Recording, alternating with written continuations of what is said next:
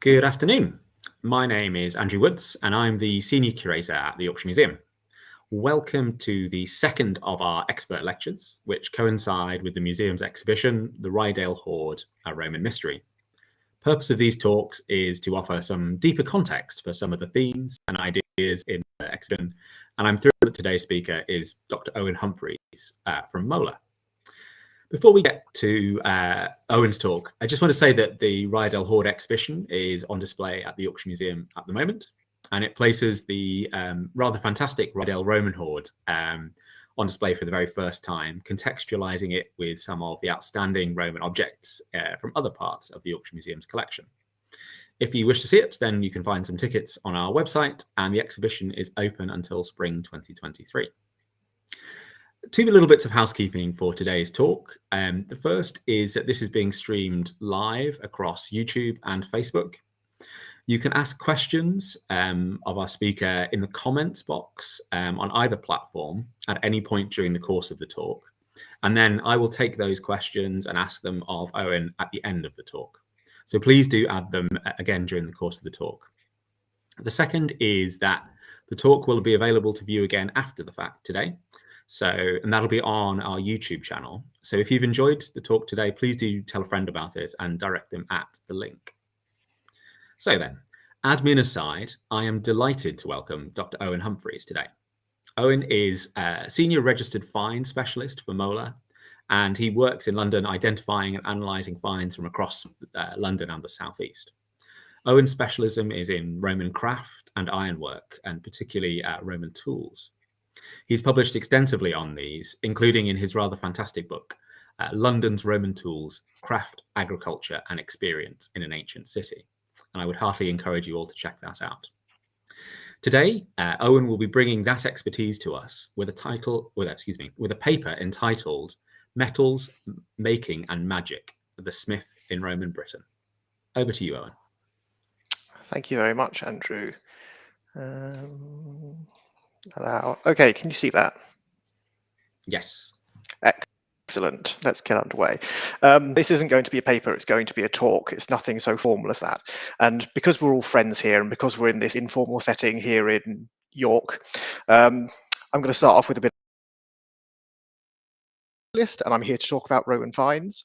But for many years, I really just did not care for the Romans, and the way that we talked about them and the way that we thought about them and studied them. It was all this, deeds of great men stuff and talking with enthusiastic admiration about all their achievements, how great they were compared to every other period in history. And I just got so sick of it. It kind of puts me in mind of if in 2000 years time, all anyone wants to talk about is, I don't know, Boris Johnson's contribution to civic architecture. And the way we think about the Romans and the types of materials that we choose when we're looking at them can also be, I'm one slide ahead already, wow, can also, kind of reinforce that picture. Think about your life and all the things about it that you value and that you get out of it, and how much of that could be figured out by somebody who was just conducting a study of, say, portraits of Queen Elizabeth II on late 20th century coinage. No offense, Andrew, or to any other numismatists out there. The things that are relevant to me in my life and the things that I think make my life what it is are, what I do, how I travel to work, the fact that that takes me forever to get there, what my home's like, how I interact with friends and family, what I do for fun, all these sorts of things. They can sound like quite trivial issues, but they're what makes up your life. Society would be very different if we had different little issues like that in our life. So think of a society where everybody goes to work in a steel mill every day versus the society that we have now where most people go to work in an office. That's very different in terms of the environmental impact, the impact on their health and their general experience. Similarly, if we all worked in shops in flats above the shops that we worked in, life would be very different to the one we're in now where everyone commutes long distances. And it's that kind of thinking that eventually gave me a way into liking the Roman period, because the Roman period is really material rich. There's an awful lot of objects, awful lot of structures, compared to other periods. And the more stuff you have in archaeology, the more you can say about people and the more different groups of people you can talk about.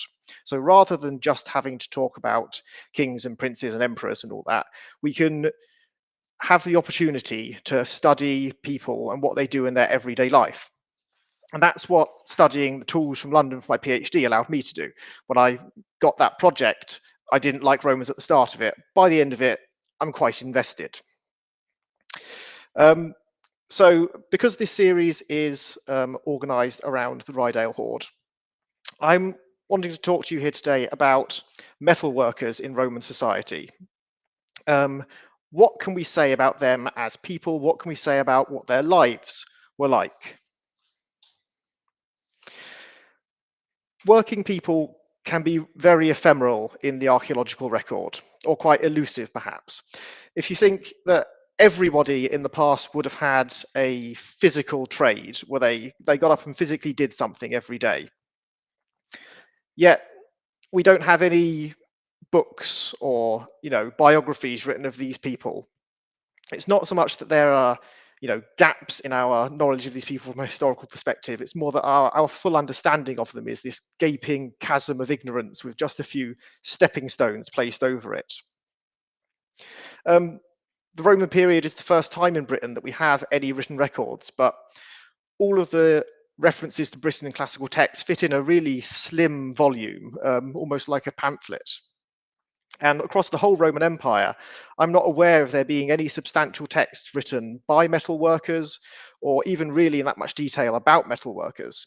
We have people like Pliny, who talks about them in his natural history encyclopedia, but well, we will come to Pliny later. There are issues with the level of detail he goes into, who his sources might have been, and the fact that we're just talking about one period of time in one particular place. But in the archaeological record, traces of their lives are everywhere. Really, it's the everyday activities of working people that creates the archaeological record. So when we want to study working people, we can bring together a huge amount of different sources of evidence to reconstruct their lives. So we can bring in finished objects they will have made, waste, tool marks on things, the tools themselves, the structures they worked in, and things like epigraphy, art, and the scant classical sources we have. Often we think of these sources of evidence as being kind of mundane and very technical in nature if we're thinking about studies of tool marks or, say, the composition of bronze in a brooch. But I think because they relate so directly to the activities people were doing, they can be a really good window into more abstract aspects of life. We're never going to be able to reconstruct a full biography of any individual metalworker in a settlements at, like, say, Roman London. But we can use all these sources of evidence together to talk about their lives more generally. I've put up on the screen some of the sort of questions that we can ask about them based on the evidence we have. Are we looking at people who are high status artisans or low status laborers or slaves? Are they people who specialized in particular objects or particular materials? Or were these things worked part-time by people who did multiple different crafts? Are we looking at people who we might consider to be native Britons or people from elsewhere in the empire who are coming to Britain? Are they working in a military or civilian context? And these are the sort of things that I'm going to be talking about today. So I've split this talk up into three different sections, the second one of which is colossally longer than the others. So first, I'm going to talk about the history and archaeology of Britain from the late Iron Age into the Roman period, and specifically focusing on how that will have affected metalworkers and what they did. In the second bit, I'm going to talk about how the physical act of craft shaped these people's lives, and using the Rydale Hoard as a reference point for that discussion. And then right at the end, I'll talk a bit about the ritualized, non-functional, non-technical aspects of metalwork as a profession in the Roman period. So if we want to talk about the Roman period in Britain, we need to start off in the Iron Age. And scholarship on the Iron Age is somewhat divided between people who see metalworkers as independent, itinerant workers, sort of going from place to place doing their thing, or people who are vassals to an emerging elite class. By the time we get to the Iron Age, metalworking had already reached an incredible level of sophistication. We're not talking about, cavemen here. This is a lovely talk from the York Museum, done in gold, very finely worked, interwoven, lovely. And objects like this talk were really important in the Iron Age period. Throughout the Iron Age, we see a gradual, I guess, centralization of society under chiefdoms and then eventually kingdoms shortly before the Roman conquest. And prestige metalwork played a really important part in this process. By being able to commission and display or even consume these objects by, say, burying them in hoards or throwing them in rivers, you were demonstrating to people the level of wealth you had, the level of connections you had, your ability to command people to do things for you. And so elite metalwork in the form of things like torques, horse gear, chariot equipment, weaponry, and coinage play a really important part in being able to physically demonstrate that you are one of these emerging ruling classes. But contrasting with that and happening at the same time, we also see that metal objects become much more widely available across the social spectrum. So at Danebury Hill Fort, where they've looked at iron objects, it's clear that more iron objects are being deposited throughout the life of the fort. There are more everyday tools and things that people are using. There's also what we call the fibular event horizon, which is this point within the late Iron Age where suddenly people adopt brooches on a massive scale. They go from being things that you just find finely worked in gold and enamels in hoards alongside other high status metalwork to being small bronze things that everybody seems to be suddenly wearing and discarding with ease. So that shows that amongst everyday people, metals are becoming much more available. Some of this might be down to things like specialization in the extraction and making of metals. So we can take iron as an example. Iron is available across Britain anywhere. You can start digging holes in the ground and you'll find some. But in the Iron Age, only a few areas were really producing iron in any large quantities. The iron that they were producing got manufactured into these things called currency bars. Essentially, they're long strips of iron with one end worked into, say, a point or a socket to demonstrate the fineness of the material and the things that you're able to do with it. And we find these in bundles of dozens buried as hoards on some sites. Now, these were only produced in a small number of sites. We know that there we have communities who are specializing in industrial extraction of metals. But we find the currency bars themselves on sites of all types.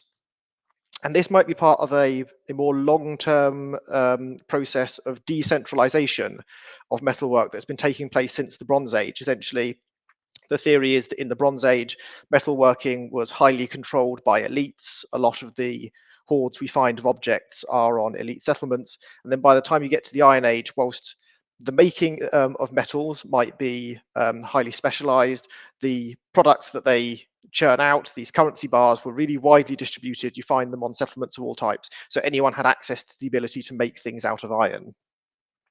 So maybe that explains why we've got this contradictory image of the Iron Age, where on the one hand, everyone can get access to metals, smiths have freedom in that sense, but at the same time, they are being used by the elites as tools to display their power.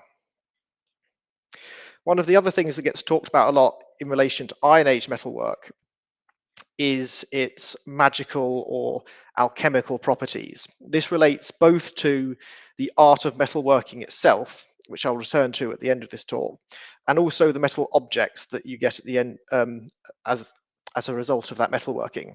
So things like these lovely torques or all of the metalwork you might have seen with that beautiful curvilinear decoration. People have talked about these as being technologies of enchantment. They're not just designed to be beautiful objects, they're designed to be kind of awe-inspiring and make you wonder how it's even possible to create something like this.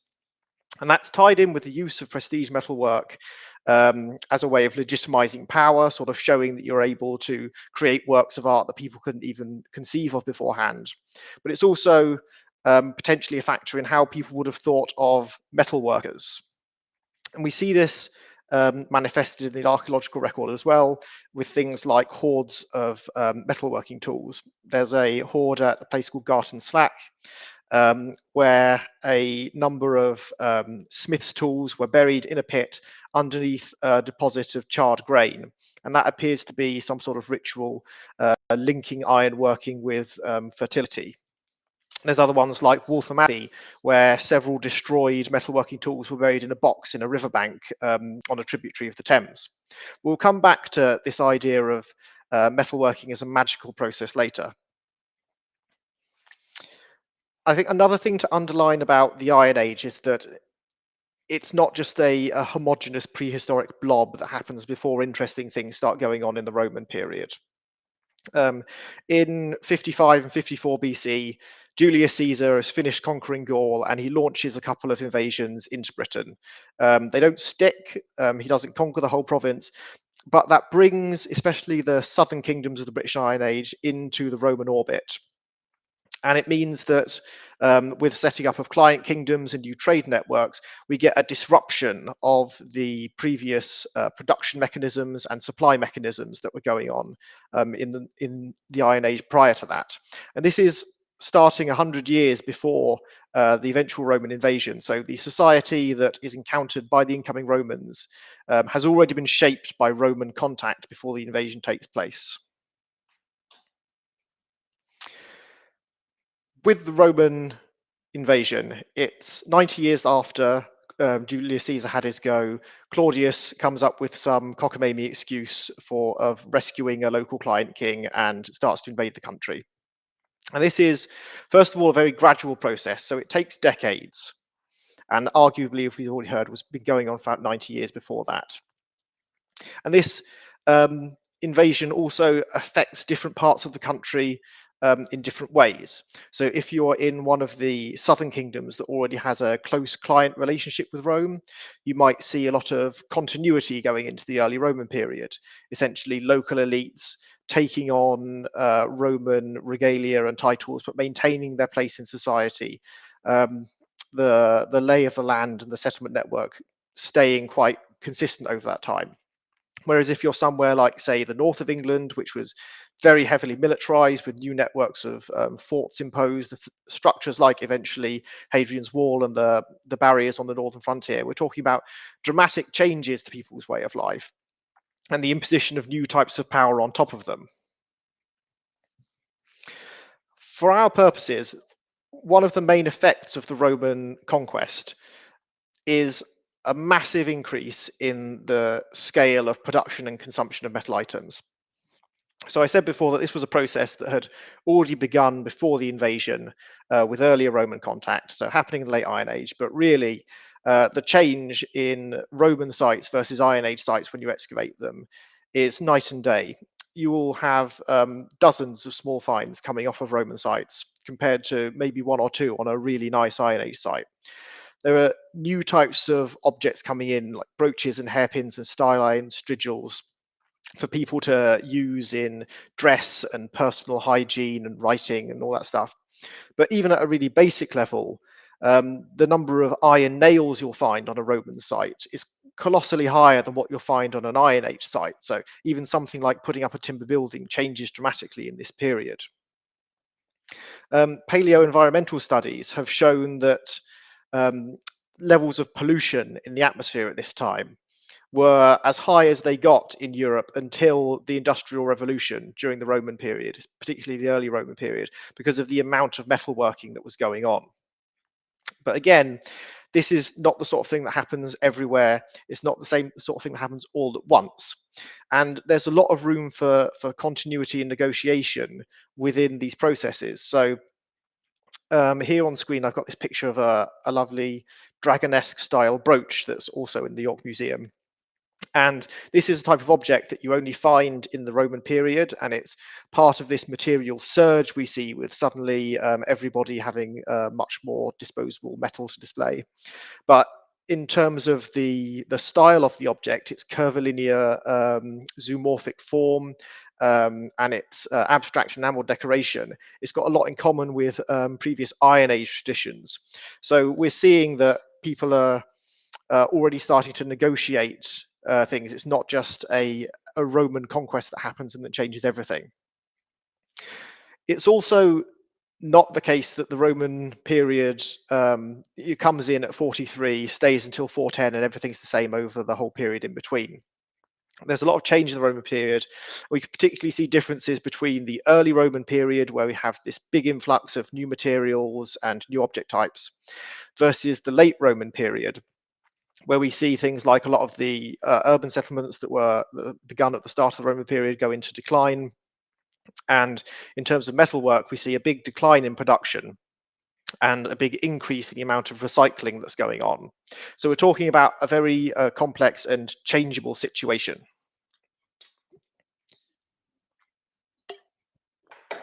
Okay, so let's have a think in a bit more detail about some of the effects of the Roman conquest on metalwork. I don't want to overstate the role of the Roman army in this process, but it is important to consider how different they were as an institution to anything that had come beforehand. The Roman army consumed huge amounts of metals for their arms, their armor, their equipment, for their structures. I mentioned nails beforehand. There's a fortress in Scotland, Inchtutil, I believe that's how it's pronounced. In about 87 AD, that fort was abandoned. And before the troops left, they dismantled all the buildings and collected all of the nails that were to be used in its construction and buried them in a pit. That contained 7 tons of iron nails, a huge amount. It's likely that the Roman army met its needs for this much metalwork partially through having its own production system, what we call fabricae, or military workshops.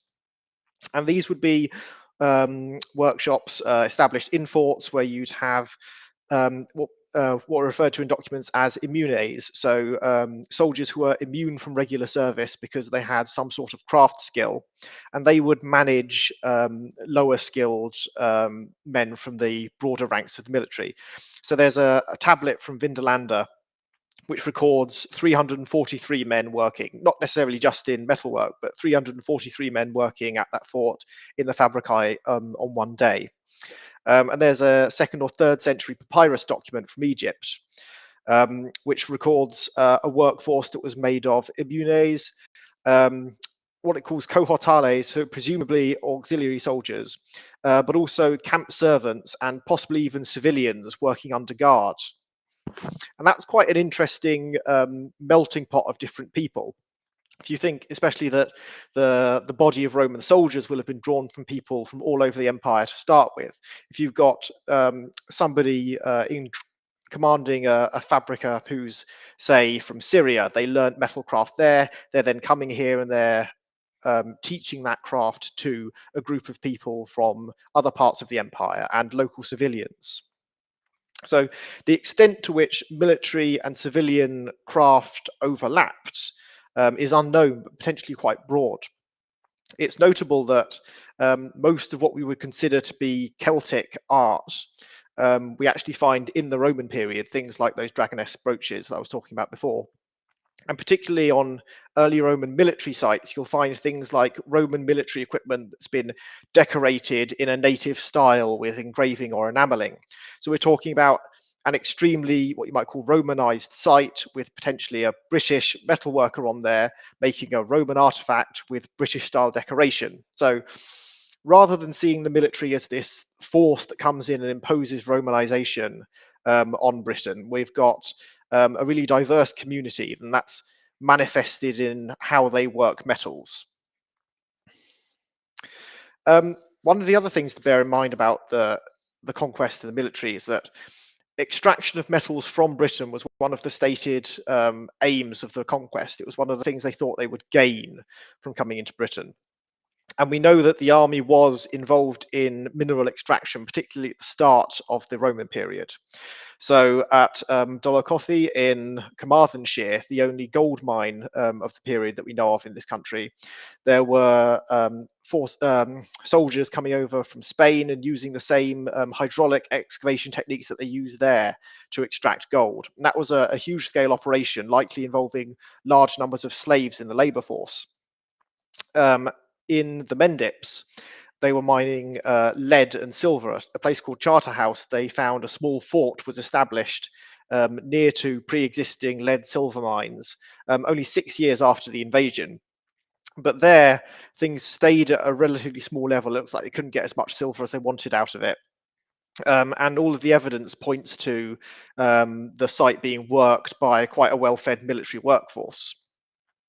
In the Weald, so the area south of London, West Kent, East Sussex, the Roman Navy, the Classis Britannica, took control of pre-existing ironworking in the area. And there, really, all of the techniques that were being used prior to the Roman invasion carry on. The only difference we see is an increase in scale. So it seems likely that we've got the same people involved there that were involved before the Roman invasion. So even when the Roman army comes in and directly gets involved in metalworking and metal making, the effects aren't uniform. And again, we see change over time. So this starts off as being direct involvement by the Roman military. But over time, as the mines become less profitable, so the easy surface deposits are gone and everything's a bit harder to get to, we see them shift from having direct military control to having civilian contractors in charge of the work. Essentially, they're privatizing the metalworking industry and extracting money from it through taxes rather than direct extraction. And from inscriptions on things like lead ingots, we see that this tends to go to people who are already citizens who are well connected to the imperial establishment. It's not local families taking things over. So these ingots that we have on screen here are some that were found in London, but they're from the Charterhouse mine, and they have property of the Emperor Vespasian cast into them. Later ingots from the same site will have more varied inscriptions for the different contractors who are working there. So beyond the military, the Roman period sees a sort of wholesale reorganization of life in the country, with new networks of roads, properly urban settlements coming in for the first time, as well as forts and smaller towns. And these provide new contexts for metalworkers to work in. Some of the metalworkers in these new towns will have been extreme specialists, focusing on a narrow range of objects. So we have objects that are stamped with the names of the people that made them. And from these, we can work out what the products of that workshop were. One of the best known of these is a chap called Agathangelus. So this is a copper alloy brush handle that was found in London. It's essentially a strip of metal bent into tubes at either end, and they would have held the bristles of a brush. Now, Agathangelus starts operating in about the 30s BC and was probably operating up until maybe about the time of the Pompeian eruption. So we've got a good, 50-year career for this workshop. And the objects that he's making were new. He wasn't just or the workshop wasn't just churning out known things, they were inventing and creating new styles of material culture. So as well as these brush handles, we have elaborately shaped tweezers and odd objects that are sort of broad-bladed knife combined with a brush. We don't know exactly what these things were for. It's possible that they were used as gilding tools for applying gold leaf to things. Other people have seen them as cosmetic items.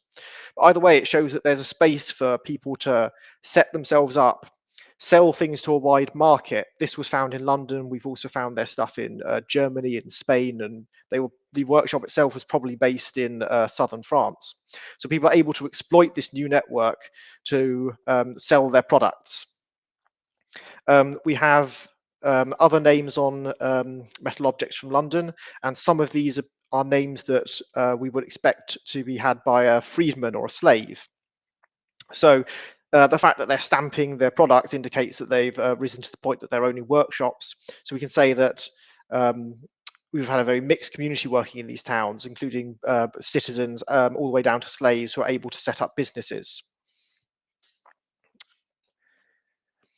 Some of these settlements had dedicated metalworking areas. So in London, from the 2nd century, Southwark, which is the the metalworking settlement was set up on the northernmost of the two islands down on the south bank of the Thames on this map. We see a massive metalworking industry develop, both iron and copper alloy working, that could potentially have supplied much of the southeast of England. Now, this was set up nearby to a palatial Roman building, and it's possible that this was set up by the Roman provincial governors or procurators who were based in London at the time.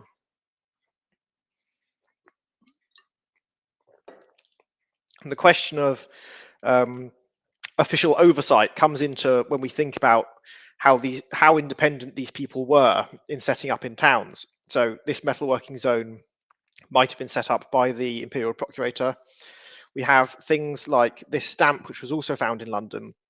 So this is thought to be for marking ingots that pass through the city. The MPBR might stand for the mines of the province of Britannia. Luckily, that works the same in English as in Latin. And that would be for people working in some sort of customs facility, marking ingots that make their way through London on their way to be exported back to the continent. We have gold workers from London as well, who are associated with palatial buildings, and they might also have been having to work under some sort of official supervision if we think that the gold mines at this time were being controlled by the Roman military.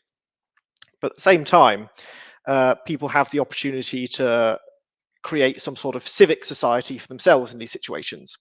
So we sometimes get inscriptions to organizations called collegia, which are somewhere between a medieval craft guild and a sort of cooperative burial society. They're where groups of workmen get together and they fund each other's funerals, and they provide donations for altars at temples and the like.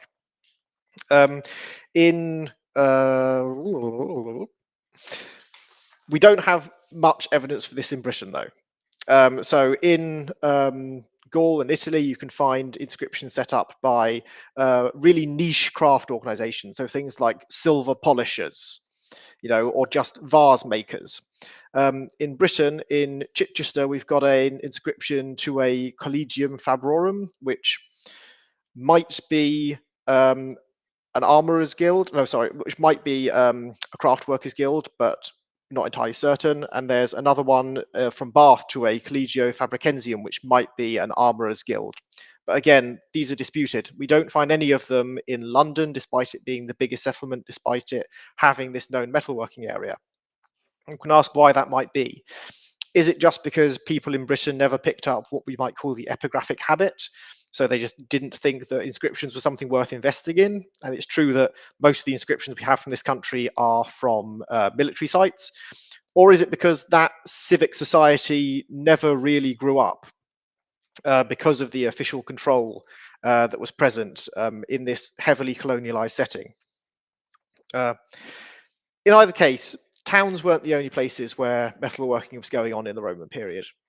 The Roman Rural Settlements Project, a fantastic bit of work that gathered together all of the evidence for every Roman rural site that we know about in Britain. If you look at their data, we see that evidence of metalworking in the form of ironworking and copper alloy working really is widespread across the country. Things like gold working are very heavily clustered in towns, but these more basic metal crafts are really widely spread. And that makes sense if we want to think about small rural communities needing to make their own tools. At the same time, the villa economy that turns up in the late Roman period also has a finger in metalworking. So there are sites like Gestingthorpe in Essex, which is the only statue foundry we know of from the country that was set up, in a rural location on a villa site, and they were making small statuettes. So I think this shows that regardless of where people were based, this is a big difference from the Iron Age system of thinking about either itinerant metalworkers or people chained to elite patronage.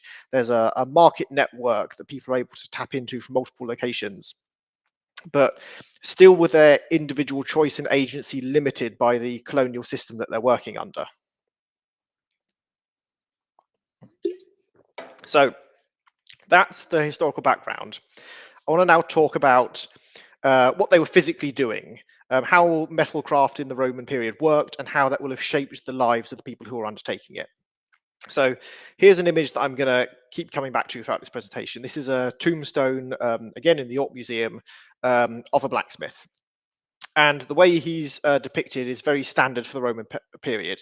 He's got a one-shouldered tunic. Metal workers are always wearing those. You'd imagine that that means that you're always getting burnt on one half of your body, but at least you keep cool in the forge. He's holding a pair of straight-handled tongs with long extended jaws and a hammer over a block anvil that's raised up on a pedestal. Here's another image of a smith. This is from a 4th century gold ring that was discovered in Lincolnshire and reported to the PAS. And we see exactly the same image. He's wearing this one-shouldered tunic garment. He's holding his long-jawed tongs, standing next to a block anvil, stood up on a pedestal with his hammer.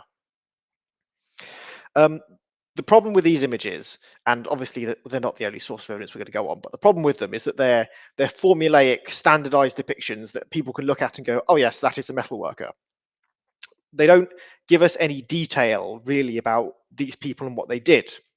So thinking about just the tools that are depicted on them, even back in the Iron Age, the Waltham Abbey hoard has tongs with multiple different jaw types. There were lots of different specialist tools you could be using as a smith, but they're always depicted with this one standard type because that's what people recognize.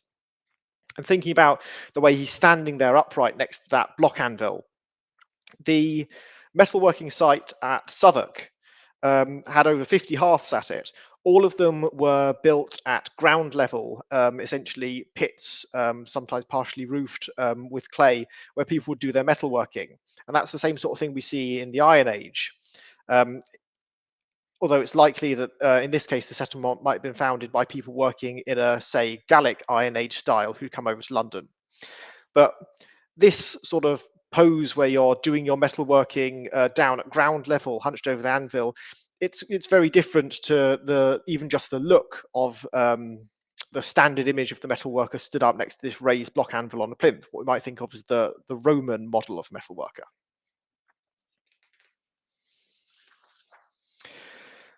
So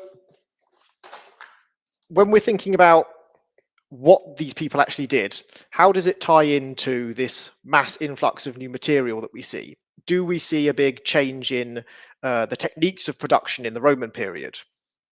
Well, we don't really. We've already talked before about the wheeled and ironworking industry. You know, there it gets taken over by the Roman Navy and production ramps up, but the techniques they use stay more or less the same. We're not really talking about, as we are for many other crafts like woodworking or even agriculture, we're not talking about a big technical revolution happening in the Roman period. Instead, we're seeing technologies that already exist being applied in different ways. So there were ways that Roman metalworkers could achieve a form of mass production in order to meet this increased market need. So this is a crucible from the gold working site in London, not in Southwark, it was north of the Thames.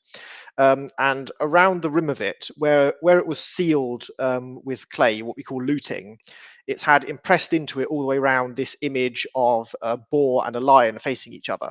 So that indicates that this person had a stamp for reproducing this design that likely was intended to be used on metalwork. We find this motif on metalwork, although I'm not aware that we found any vessels that have this particular design repeated on them. This is an actual example of an iron stamp from London that's got this extended gadroon decoration on it. It's kind of like the bulbous part of a paisley design, and that presumably would have been allowed you to stamp the design repeatedly around something like, say, the base of a vessel. And casting technologies as well, we see that they're capable of having a degree of mass production in them. So things like this This is a stone mold for pewter vessels from London that allow you to repeatedly cast plates of the same design. But despite the increase in levels of pollution and the increase in levels of production that we see that are comparable to the Industrial Revolution, these mass production technologies don't replace the handmade technologies that we see being used before. They're kind of used selectively as well as those techniques. So to discuss the complications of what different techniques you can use in different situations and how metalworkers approach things in different ways, I'm going to just look at the process of making a lost wax sculpture, using as an example this lovely bust from the Rydale Hoard. I should stress at the start of this, I haven't been able to go to York yet and see this object, so this is all supposition based on what I do know of the object, rather than the results of any detailed technical analysis. But we can still reconstruct the process, I think, with some accuracy. So if you want to make this object, you start off by taking a blob of clay and roughly forming it into about the shape of the object that you want. And then the wax part comes in. You'll cover the whole thing with beeswax and sculpt that to have the appearance of the object you want in the end. On the left, the outline drawing there shows a bone tool that was found in an Iron Age deposit at Gussage All Saints, where they were making lost wax castings, so it's possibly a modelling tool used for this process. We don't find a lot of objects that shout out that they could be these modelling tools in the Roman period, but we do have things like these. These are writing implements, they're for erasing text on tablets. From London. As you can see, they're very similar to this Iron Age modelling tool, and we do have evidence from hoards. There's one at, I think, Magdalensburg, where they found pottery making tools alongside lots of styli, which suggests that people were taking writing tools which were generally available in Roman society and adapting them for use in metalworking. So once you've got your object sculpted in wax like this, you want to take a load of copper alloy pins and hammer them through so that they're sticking out of the wax and sticking into the clay on the inside. Once you've done that, you can encase the whole thing in more clay, and we've found fragments of the molds that were made. This one is from Gestingthorpe, where they had the statue foundry. You can see here this fragment accentuates both the maleness and the nakedity of the statue they were making. They were quite technical about this. So the first layer of clay that was applied was very fine, but it was also quite porous, and that helped the bronze, when it was cast in there, to seep right in and fill all the details. And then you'd have a rougher layer of clay around the outside where it didn't matter. So once you've got your wax model and you've covered it in clay, you can apply heat and melt the wax and drain that away. So now what you've got is your lump of clay in the center of the model, and then a void all the way around the outside of it that is the shape of the casting you're going to make, and then the clay around the outside, all held together by those bronze pins you put in earlier. Now it's time to fill up your mold with metal. And you've got choices as to what kind of metal you want to use in this situation. Iron is off the table. They weren't able to consistently make furnaces hot enough to melt iron into a liquid state, so that had to be wrought worked.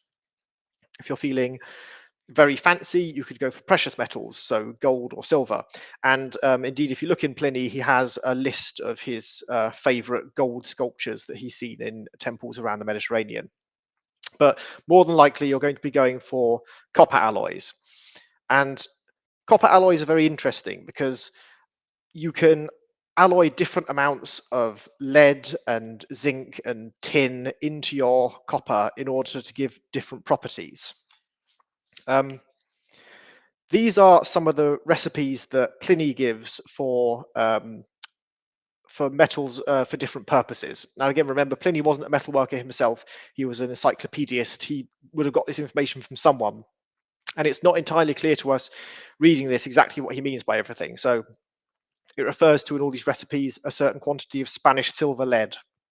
It's not clear what that is. It's likely it refers to lead from Spanish silver mines that presumably has some degree of silver still in it.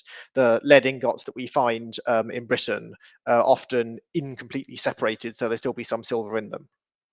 But from this, it's clear that different mixtures of bronze are being used for different purposes. And we don't have to take Pliny's word for it. We can test this archaeologically. And we know that, and so one of the processes that's really come about in, especially in the last few years, is X-ray fluorescence. This is where you bombard the surface of an object with X-rays that causes the atoms in there to emit electrons. You can then register those and see what elements make up the surface of that object. And when this has been applied to copper alloy objects, it has indeed shown that for castings in particular, they will add lead to the mixture in order to make the molten material flow better and capture more detail. Incidentally, this sort of XRF analysis has also shown that the metal stock in use in the Roman period essentially comes in at the start of the Roman period when you get this first initial wave of consumption and new objects. It brings in a whole load of new metal into the country, and then over time, the amount of new metal coming in slows down, and you see more and more recycling. So when Pliny has this recipe here that says you're going to be using, mostly copper and lead and Spanish silver and maybe a little bit of scrap bronze, he's writing talking about Italy, but also in the 1st century. By the time you get into the 3rd and 4th centuries, the amount of scrap bronze that goes into your castings will have increased dramatically because that's the only way you can get hold of the right amount of metal. And even when it comes to something as seemingly mundane as pouring the metal into the mold, you've got choices. This is just a lovely pair of tongs recently found in London that appear to have been modified to act as crucible tongs, maybe helping you to pick out crucibles from these ground level hearths. And again, different to the type of tongs that are shown on your standard image of a Roman metalworker. Even the humble crucible can tell you interesting things about what's going on at your site. So on the left, you have a small handmade triangular crucible, and that's the sort of thing that was in use in the Iron Age. We do have a few of these from London, which might indicate that we've got essentially native Celtic bronzesmiths setting up shop in the new Roman city once that gets founded. The one in the center is a handmade crucible of Roman type. It's more bowl formed. They often have these handles built into them. And they're what you'll find on military sites and rural sites. But on the far right, we have the type of crucible you'll typically find on an urban settlement. And this is a professionally made wheel-thrown vessel. So in towns and cities, there are enough metal workers that it's worthwhile for the local potters to produce crucibles for them professionally rather than them having to make them by hand themselves. So I think that's quite interesting. Shows that in a lot of cases, the metal workers themselves would have had to have a certain amount of ceramic knowledge. We also know that from the fact that they're using different types of clay to make these lost wax molds and to build their hearths. And in urban settings, they're being catered to by a larger market. That's very different situations for these two groups. Okay. But once you've poured your metal into this mold, into the void that was left when you melted the wax out, you can then break it away and you've got your casting. Lovely. It's still going to be a bit rough, so you'll go and break out the heavier tools and just chisel off the ends of the copper alloy spikes that are stuck in there. As long as the metal that you pour into the mold is hot enough, they'll blend together and you'll never be able to tell the difference between what's what. And then it's time to up. So if we zoom in on this guy, you can see that his beard and hair are worked with all these fine lines. And it's likely that these weren't sculpted into the original wax. These will have these are the sorts of details that will often be put in afterwards. So here's a really nice fresco painting from Pompeii or Herculaneum, can't remember, showing Vulcan adding chase decoration onto a bronze helmet. And you see how small the hammer is he's using there. For this sort of fine work, you need really delicate tools. Because of the really good preservation in places like London, you have these tools. So we have these really nice small punches. They're exactly the same as the sort of thing you find in a modern engraver's toolkit.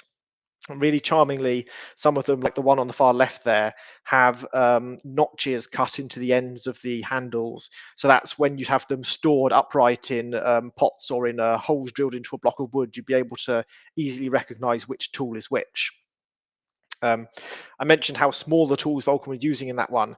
In London, we see that full variation in metalworking tools. So the one on the far left, this big smithing hammer, general purpose for bashing things, to the one on the far right, hammer number 7, really tiny, the same form of object, but reduced down to the size of the sort of hammer that people use nowadays when they're making model railways and the like, the really small, fine thing for adding fine details. And in terms of abrasives, we got some really nice files here. The small one in the middle, file number 5, that thing really does just look like a needle when you look at it in real life. It's so tiny, but the X-ray of it, you see on the bottom, shows that it's got really neatly made teeth. It's a really nice tool.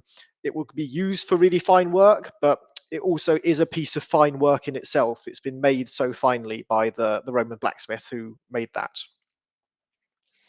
And finally, once you got to the point, everything's all cleaned up. You can attach any other miscellaneous parts to the figure.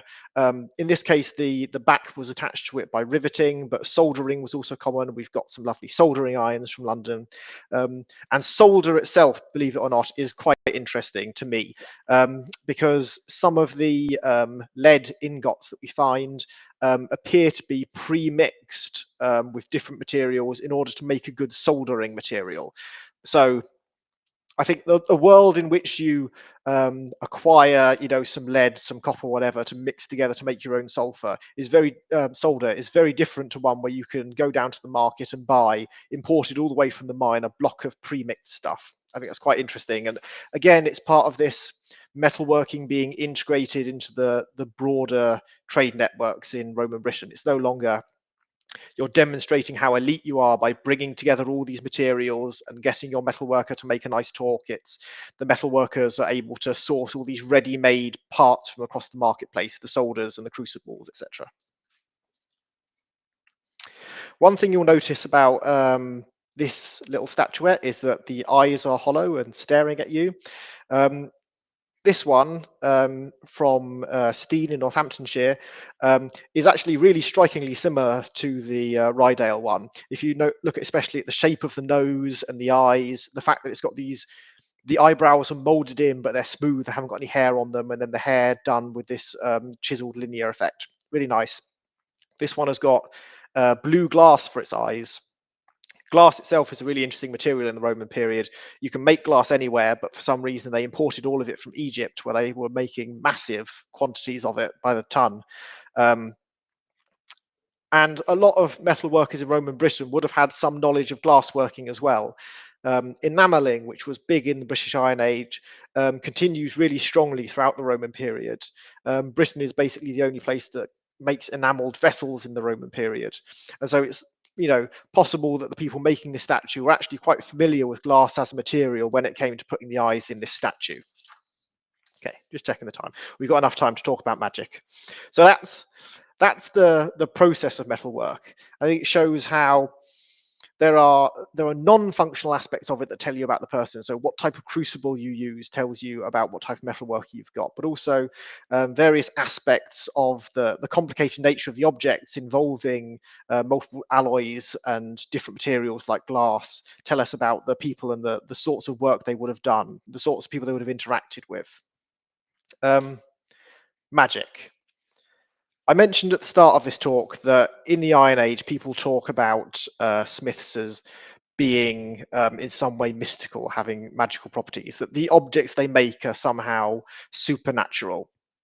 A lot of the influence for this vein of thinking comes from ethnographic studies of ironworking in Africa. There's one particular study by Njoku who looked at pre-colonial ironworking in Igboland in southern Nigeria. And there, ironworking is really closely tied in with ideas of fertility. So when you're smelting iron, it's treated almost like a pregnancy, with the retrieval of the iron being a birth. There's conditions of purity around it. So you'll have some parts of this industry only performed by virgin children. Women will be barred from certain parts of it, and people will have to eat particular foods and stay pure throughout the making of metal, which to us can sound quite odd for an industrial technical process. But if we think about things like the burial of Smith's tools at Garton Slack, where they were buried underneath a big pile of grain, it seems quite clear that in the Iron Age, people still had this association between metalwork and things like fertility. In the Roman period, people have been very quick to dismiss this. So, in the write up of the Southwark ironworking area in London, Hammer said that in that Iron Age Roman transition, the role of the smiths changed from being mediators of material and mystical strength to being merely utilitarian craftsmen. Now, I don't think that this is the case. In the Roman period, everything that people did was linked to essentially religion. They didn't see there being divisions between this stuff. There's lots of good evidence to think that people in the Roman period would have thought of metalworking as just as magical as people in the Iron Age did. So there are gods associated with metalworking. Obviously, Vulcan and his Greek counterpart Hephaestus, metalworking gods who haul themselves up in volcanoes and manufacture lightning bolts. But also people like Mercury, Minerva, and Mars and Mithras. They're associated with things like trade and warfare, which are heavily tied up with metalworking. Warfare in particular, because the way that people sometimes talk about, guns as being the cause of violence in our society. In the Roman period, people talked about iron as being an inherently malicious material because it's used in bloodshed. Pliny talks about ironworking itself being invented by the Cyclops. So, they aren't thinking about this stuff purely in terms of knowledge and technicality. We have concrete evidence of rituals, of metalworkers being involved in ritual activity in Britain. So here we have what we call a smith pot. It's an unusual type of ceramic vessel, and it has the generic set of smith's tools on it. In this case, they're piped on. We've got the tongs, the block anvil in the center, and then on the left, as you look at it, is the hammer. And these appear sometimes just like this, just the tools, sometimes alongside depictions of smiths. This particular pot was found at the bottom of a well in Southwark, very close by to the metalworking zone, alongside dog remains. Dogs appear often to have been included in sacrificial deposits in Roman Britain.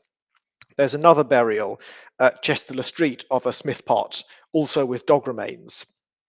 And we also find the actual tools themselves, just like in the Iron Age, deposited in metalworking hoards. There's quite an interesting connection possibly between the pots and the hoard. So some of these smith pots have the tools or the smith depicted on them, and then they'll have a wheel floating in the sky next to them. Similarly, in ironwork hoards, you'll often find deposits of tools with parts of wheels or sometimes even complete wheels. And the wheel appears on some metalwork as a symbol of Jupiter. There's a really nice hoard from Celts and another one from Mauer under Earl, both of these in Germany. I think Celts might not be in Germany, where statuary of Jupiter is found in these deposits alongside metalworking tools. So it seems quite clear to me that smiths were involved in ritual activity that was inherently tied in with their metalworking activities. They thought of their metalworking activities as part of this long continuum going back to mythical origins and tied up with the gods. And so, in that sense, your Iron Age metalworker would have been able to slot in very nicely to Roman metalworking traditions. So, that brings me to the end to sum up what I've said about who the metalworkers of Roman Britain were. Massive increase in metalwork consumption in the Roman period, but not much changing technology. So that means that there would have been a lot of people employed as metalworkers. They're a really diverse group, encompassing lots of different trades and skills, and also branching over into other things like ceramics and glassworking. They can be highly specialized, making just one object or carrying out just one process, but this seems to have been quite limited to urban and villa settings. And more broadly in society, there's a big pool of less skilled smiths and part-time metal workers in places like rural settlements and the Roman army. They came from a diverse range of cultural backgrounds, including natives, immigrants, soldiers, civilians, and these things weren't mutually exclusive. People could belong to more than one group at a time. So whilst we can sometimes draw distinctions between styles of metalworking and styles of metalworking artifact, really it's very heavily blurred. The objects that they made and the way that they made them, the materials they used, were very restricted by and entwined in Roman colonialism. But metalworkers, I think, were still able to demonstrate some degrees of agency, blending skills from different cultures in order to make distinctively Romano-British objects. And of course, they did so in a way that was, like every other aspect of Roman life, inextricably linked with religion and wider society. So that's all I've got to say on that topic. Thank you for listening. Thank you to York for inviting me. I'd also like to extend my thanks to Mola and the Museum of London for providing images for this presentation, and to the AHRC, who originally funded most of the research that went into this. If you want to hear more about various types of Roman crafts, as Andrew said, you can do worse than pick up this fabulous newly released book. So thank you.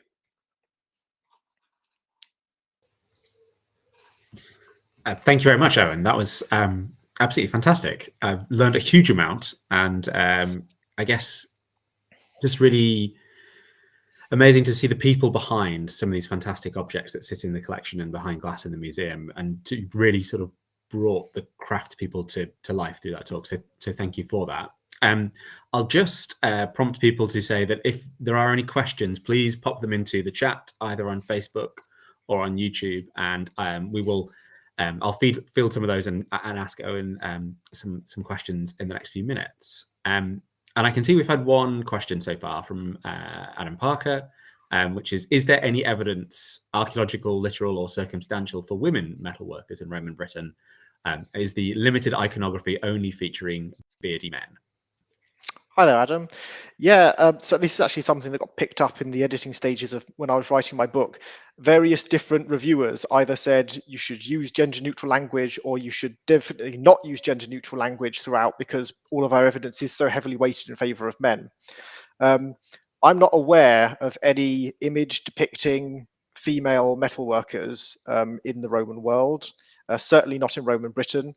The other things like the tools themselves and the metalworking waste are completely disassociated from any individual. With other crafts, there are small bits of evidence about women being involved in them. So there are depictions of female shoemakers, for example. So I think it's entirely possible that some women were involved in metalworking, but all of the evidence we have is exactly these beardy men, or rather one particular beardy man that is Vulcan being depicted over and over again, representing all smiths. Thank you, Owen. I'm gonna, while we have wait for a few more questions to come through, I had a question of mine, which you talked kind of about the diverse backgrounds of metalworkers and kind of blending, and I just wondered. So obviously across the Roman period, there's quite a lot of the creation of new types of material, and which is, I guess, is a relative creative process on the part of craftspeople. And I just wondered, do you think all craftsmen, I'll say craftsmen now, would have had equal freedom to be creative and to create new things, or would that be something that is restricted to certain types of craftsmen in certain places? I think they probably would have been very restricted in what they did. And I think that would have been the case whatever you were doing. If you were making low value things, you need to service a market in order to make a living. If you were at the sort of higher end where you're making what we might consider to be more art pieces, you'd be probably working under quite close scrutiny of a patron. That said, Pliny does devote a very long section of his book to listing all of his favorite sculptures from around the world and praising the genius of the people who made them. So somebody, at least in Athens, was able to have the freedom to decide they were going to make a sculpture of a boy stoking a fire. That's interesting. Thank you.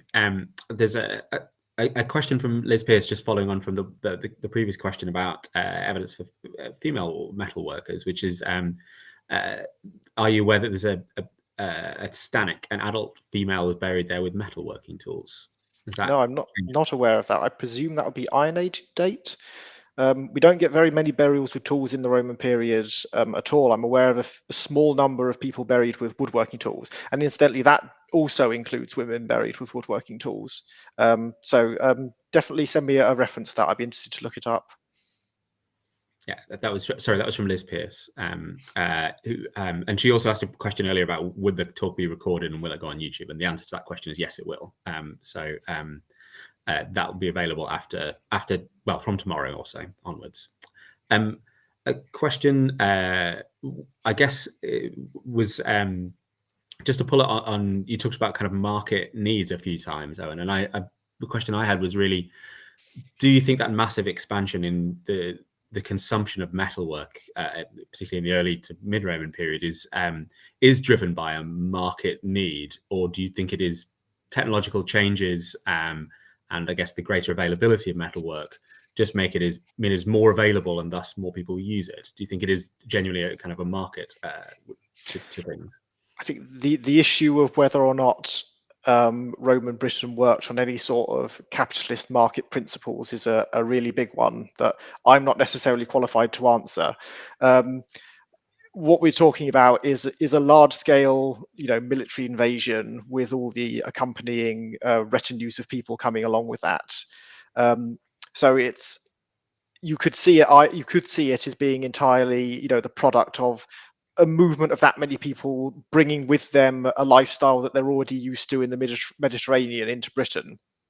But at the same time, I do think there's enough evidence in places like, say, London for the involvement of what we could call native groups that, essentially you can think of these people as new customers for a new style of living that just requires more artifacts. And in that sense, I do think it would count as being a market demand. Interesting. Thank you. I abused my my chair's privilege. As someone who's interested in coinage in the period, I'm vaguely obsessed with things like markets. So one of the things about that is that one of the metals that really comes in with the Roman conquest that we don't see very much of before is brass, and brass isn't actually used for very much in the Roman period apart from coinage and some vessels. So, is that big influx of metal coming into Britain coming in the form of soldiers' pay? Yes, I mean I'm not going to try and answer that question because that's a very big one, and I'm going to duck it, I suppose. And just let me look through there. There's a question which is perhaps slightly ancillary to your talk, Owen, but there's a note from Lorena Hitchens on YouTube, which is just actually noting the kind of fascinating about the diet and the chasteness of metalworkers. And she asked the questions of, have you heard about restrictions associated with ancient beekeeping, which I presume along the same sort of lines.